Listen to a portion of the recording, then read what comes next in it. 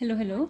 आज हम डिस्कस करेंगे एक another law of limiting factor को, that is Blackman's law, and it was proposed by F.F. Blackman in 1905, and it is specifically applied to the process of photosynthesis. ठीक, ये आपका क्या कह रहा है, ये प्रोसेस क्या कह रहा है कि when a process is conditioned by several factor, ठीक, its rate is limited by the slowest factor. यानी कि अगर हम कोई भी प्रोसेस, अगर उसमें बहुत सारे फैक्टर इन्वॉल्व हैं तो उसकी जो रेट होगी वो डिटरमिन होगी किससे, वो रेट किससे फ़र्क पड़ेगा, जो कि सबसे स्लोएस्ट फैक्टर है। ठीक, ब्लैकमैन के according the number of factors regulate the biological process but the factors in different amount. देखो, अलग अलग फैक्टर अगर अलग अलग अमाउंट में अवेलेबल है, ठीक है, तो उसके हिसाब से प्रोसेस पे फ़र्क पड़ेगा। That was it. ये क्या कह रहा है, even if all the other factors जैसे कि लाइट हो गया, कार्बन डाइऑक्साइड हो गई, टेम्परेचर हो गया, वाटर हो गया, आर ऑप्टिमल, अगर ऑप्टिमल भी है ना, तो the factor in shortage supply will control the rate. यानी rate of that particular process will determine by the, जो हमारा लिमिटिंग फैक्टर है, जो हमारा सबसे कम मात्रा में अवेलेबल है, उसी फैक्टर से डिटरमिन होगा। ठीक है, ये डायग्राम शो करता है सिंपल कि ये हमारी रेट ऑफ प्रोसेस है, इस तरफ लिमिटिंग फैक्टर है, तो वो डिटरमिन हो रही है किससे, जो हमारा लेवल ऑफ लिमिटिंग फैक्टर है जितना, उसके हिसाब से हमारी प्रोसेस वो हो रही है। ठीक, इफेक्ट हो रही है, उसका रेट शो हो रहा है। ठीक, अब ये क्या कह रहा है कि देखो, फॉर एग्जांपल एक सबसे कॉमन सा एग्जांपल है कि यदि हमारे पास, सपोज फोटोसिंथेसिस का एग्जांपल ले लेते हैं, अगर हमारे पास कोई प्लांट है, उसके पास वहाँ इनफ लाइट है, एक प्रॉपर टेम्परेचर है, बट जो कार्बन डाइऑक्साइड का कॉन्सेंट्रेशन है ना वो कम है, तो ये क्या हो जाएगा, इस सिचुएशन में जो कार्बन डाइऑक्साइड होगा ये हमारी लिमिटिंग फैक्टर का काम करेगी।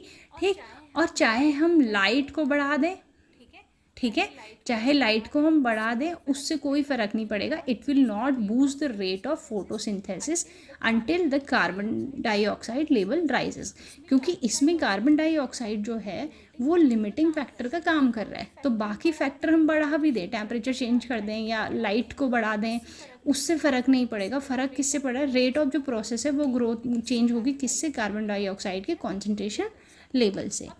अब थोड़ा सा एक चीज़ देख लेते हैं कि हमने ना एक तरीके से देखें, अच्छा थोड़ा और डिस्कस कर लेते हैं इसको, कि नॉर्मली हमारे पास क्या हो रहा है कि अगर हम एक जो लिमिटिंग फैक्टर है ना, जो लिमिटिंग फैक्टर है, अगर हम उसको बढ़ा दें, यानी जैसे इस केस में अगर हम कार्बन डाइऑक्साइड के कॉन्सेंट्रेशन को बढ़ा दें, ठीक है, तो रेट ऑफ जो प्रोसेस है, वो रेट ऑफ जो ग्रोथ है, ये रेट ऑफ फोटोसिंथेसिस है, वो बढ़ जाएगी। लेकिन कब तक, जब तक कि कोई दूसरा फैक्टर लिमिटिंग ना हो जाए। अब जरूरी तो नहीं है कि कार्बन डाइऑक्साइड ही लिमिटिंग है, हो सकता है लाइट में प्रॉब्लम आ जाए। ठीक है, तो ये कब तक कंट्रोल करेगा कार्बन डाइऑक्साइड, जब तक कि हमारे पास कोई अदर लिमिटिंग फैक्टर ना हो जाए। ठीक, अब ये क्या कह रहा है, ठीक, अब थोड़ा सा पहले डिफरेंस देख लेते हैं कि अगर हम देखें तो थोड़ा सा ये लेविग्स लॉ और ब्लैकमैन लॉ बहुत हद तक सिमिलर हैं, ठीक है, लेकिन थोड़ा सा इसमें एग्जाम्पल से हम समझते हैं कि इन दोनों में डिफरेंस क्या है। देखो, जो लेविग्स लॉ है ना, ये मोस्टली न्यूट्रिशन पे फोकस होता है, this is mainly focus on nutrients. ठीक, वही हमारा जो ब्लैकमैन लॉ है, ठीक है, ये एक तरीके से हमको समझा रहा है क्या, रेट। ठीक, हमारा जो लेविक प्रिंसिपल है ये एक स्टैटिक कॉन्सेप्ट है, वेयर इज जो आपका ब्लैकमैन्स लॉ है ये एक डायनामिक प्रोसेस है। ठीक, ये हमारा सीधे सीधे क्या शो कर रहा है, ये हमारा सिर्फ जो हमारे न्यूट्रिएंट जो एलिमेंट्स हैं ना, न्यूट्रिशनल एलिमेंट्स हैं, उन्हीं पे फ़र्क पड़ रहा है। ये क्या कह रहा है, ये तो टाइम के साथ चेंजेस होने वाले फैक्टर्स हैं, जैसे कार्बन डाइऑक्साइड का कॉन्सेंट्रेशन, ये तो टाइम के साथ चेंज हो जाएगा, टेम्परेचर ये टाइम के साथ चेंज हो जाएगा। तो इसका मतलब क्या हो गया, जो ब्लैकमैन्स लॉ है ना, वो क्या कर रहा है, वो टाइम के साथ जो चेंज हो रहे हैं फैक्टर, ठीक है, यानी इसीलिए हमने यहाँ लिखा है it is a environmental and physiological factor. ठीक है, जो क्या शो कर रहा है कि एक तरीके से ये हमारा डायनामिक लॉ है। ठीक, तो क्वेश्चन तो एक तरीके से देखें तो ब्लैकमैन लॉज क्या कह रहा है, ये सिंपली हमारा क्या कह रहा है, ये हमको कह रहा है कि हमारे पास अगर एक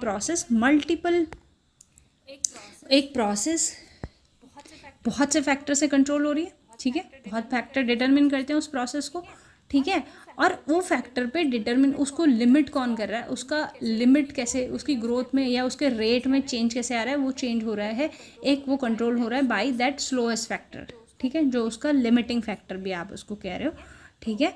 तो उस प्रोसेस को कंट्रोल कौन कर रहा है, जो हमारे पास लिमिटिंग फैक्टर है, दैट इज इट।